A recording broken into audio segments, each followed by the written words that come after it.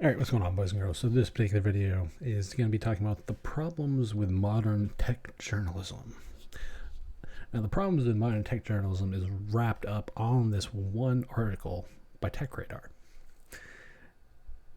Basically, my take on modern tech journalism is pretty simple. They don't know how to verify their sources. They also don't know how to do anything if it's not from a PR kit or a PR release. What they haven't figured out is that for the most part, they're nothing more than underpaid PR marketing departments. Why do you think Samsung, why do you think all these tech companies fly you out to these big events? It's not because they like you, it's because you're cheap.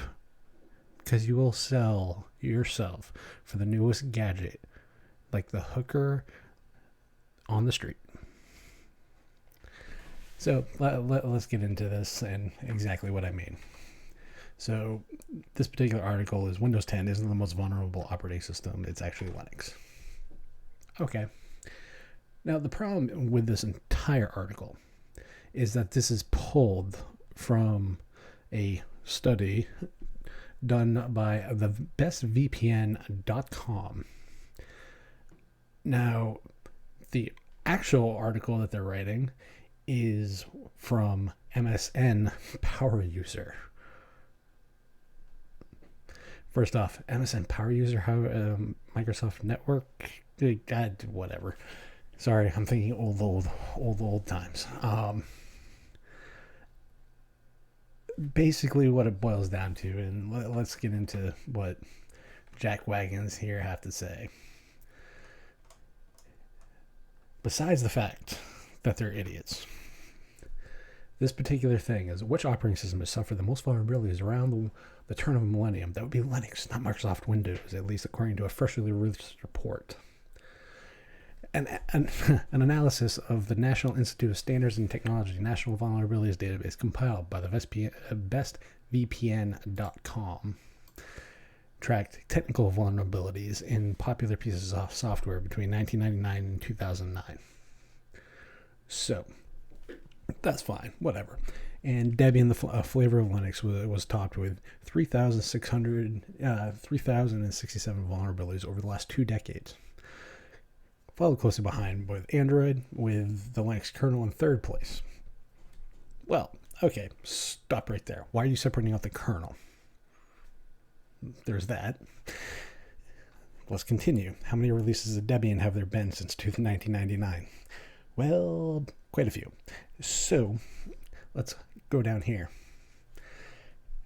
20 years. So we're talking Windows 98, ME, XP, 2000, Vista, 7, 8, and 10. All of the top 5 places were taken by operating system, although Firefox and Chrome filled 2 positions that, as Microsoft reported, operating systems. Now, these are the only ones that showed up in this report. Windows 7, which came out in 2007, 2008, somewhere in that. No, sorry. Windows 7 came out in 2009, my bad. 1,283 vulnerabilities. Windows 10. So, first off, Windows 7 has only been around 10 years. So if you extrapolate that to the 20 years that they based Debian on, which has had major releases since 1999, Windows 7 bore 1,283. Extrapolate double that, so you're talking about 2,500 vulnerabilities if you go by the 20 years like they did with Debian.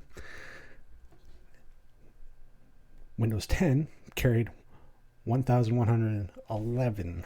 Now you extrapolate that by the same quantity that they gave, which was, I don't know, 20 years. So multiply that by 4. You're talking over 4,444. Just saying. Although, note that some of the other figures mentioned represent 2 full decades of existence, like Debian, which has been around since 1993. So it's difficult to make direct comparisons with that respect. You're cherry picking the data. You do Windows 10 and Windows 7. You don't talk about 98, 98 second edition, ME, 2000, XP, Vista. Debian had just as many releases along that time frame as well. There was also one for Ubuntu. Ubuntu with 5th place with 2007. Ubuntu's been around 15 years, 16 years now. So, looking at the figures alone, Android was the most vulnerable piece. Software, 414 vulnerabilities. Just doing the basic math, they don't understand how to do these type of reports. These numbers are skewed in Microsoft's favor regardless, and I am a pragmatist to no disregard. I do not care. But if you're going to report on this stuff, you have to look at it for what it is. And you guys are nothing more than an overglorified PR department. Like, this is basic research. If you go to the bestvpn.com, they still list NordVPN as the number one VPN. Yeah, how does that work with a data breach that they had? Wouldn't trust them about as far as I could throw them, or the parent company of PIA to sell your data. So I question your vetting of sources, your verification of sources, your actual understanding of how this shit should work. That Debian and Ubuntu have had major releases since that came out. The Linux kernel has had major releases in the last 20 years. Apparently, you guys just can't get your head out of your own asses for the last 20 years and don't know how to report. Because there's probably shit in your ears because your head's shoved so far up there, and every time you open your mouth, more shit fills up your ass, goes into your ears, so you don't hear anything. Like, it's terrible. Like, this is bad reporting all around. People want to know why I dislike tech journalists. This is stuff. You can't even figure out basic extrapolation of time frames. You don't actually look at, okay, there was this many releases of Windows. Which did each one of these have? Here's every release of Debian. Which one did these have?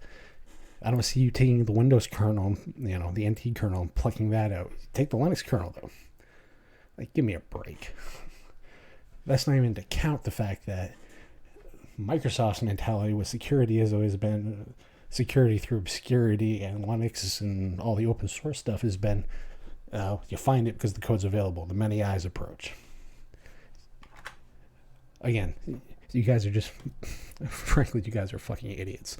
And this is the problem with tech journalism, Techradar, and specifically, who's the dumbass that wrote this? Darren Allen.